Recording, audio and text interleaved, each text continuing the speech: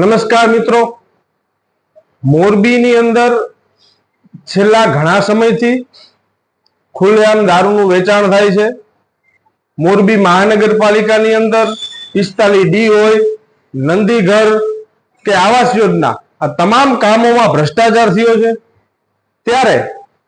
મોરબી કોંગ્રેસની ટીમ આજરોજ માનનીય મુખ્યમંત્રી શ્રી ભૂપેન્દ્રભાઈ પટેલ મોરબી આવી રહ્યા હોય ત્યારે એમને સાચા પ્રશ્નોની રજૂઆત કરવા માટે જ્યારે જતી હોય, કારણ કે મોરબીના 3 ધારાસભ્યો અને 4 સાંસદો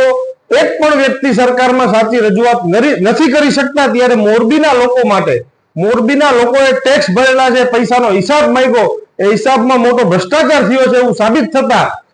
આ રજૂઆત કરવા માટે જ્યારે આજરોજ કોંગ્રેસની ટીમ મુખ્યમંત્રી શ્રીને મળવા જવાની હોય ત્યારે ગુજરાત રાજ્યની સરકાર એમના તંત્રનો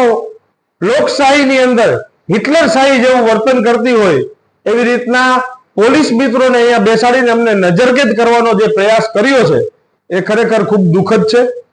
જ્યારે મોરબીના લોકોના સાચા પ્રશ્નોને વાચા મળવી જોઈએ એ વાચા નથી આપી શક્યા, ત્યારે કોંગ્રેસે આ જવાબદારી લીધી છે ને મોરબીના લોકોએ જે ટેક્સ ભર્યો છે એનો હિસાબ માંગ્યો છે અને એની અંદર જે ગોટાળો થયો છે એનો રજૂઆત આજે અમે કરવા જવાના છે, ત્યારે અમને નજરકેદ કરવામાં આવ્યા છે. મોરબીની અંદર ખુલ્લેઆમ બહેનો દીકરીઓની છેડતી થતી હોય, ખુલ્લેઆમ દેશી દારૂના હાટડાઓ હાલતા હોય, ત્યારે આવી કાયદો અને વ્યવસ્થા મોરબીની અંદર બગડી ગઈ છે. ત્યારે આજરોજ એ જ પોલીસ જે બુટલેગરોને નથી પકડી શકતી એ કોંગ્રેસ પક્ષના આગેવાનોને નજરકેદ કરવાનો પ્રયાસ કર્યો છે. એ ખૂબ જ દુઃખદ છે. અમે આને સખ્ત શબ્દોમાં વખોડી કાઢીએ છીએ, કારણ કે લોકશાહીની અંદર હરેક વ્યક્તિને બોલવાનો અધિકાર છે અને એમાંય ખાસ કરીને મોરબીના લોકોના પ્રશ્નોને લઈને વાચા આપવાનો પ્રશ્ન હોય ત્યારે આ પ્રયાસ ખૂબ જ દુઃખદ છે અને અમે એને વખોડી કાઢીએ.